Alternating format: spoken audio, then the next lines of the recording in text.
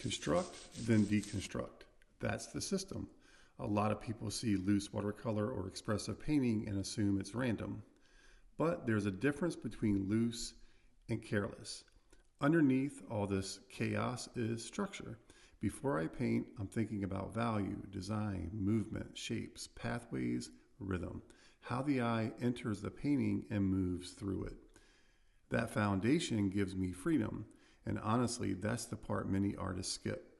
They want the looseness without understanding the structure underneath it. For me, design and value matter far more than matching color perfectly. If the values work, the painting works. That's why I spend more time thinking about composition, big shapes, light, darks, movement, and mood than trying to copy a photograph exactly. I'm also not interested in rigid rules. I use design concepts more like flexible guides than formulas. The goal isn't perfection, the goal is expression supported by structure. That's what construct and deconstruct really means.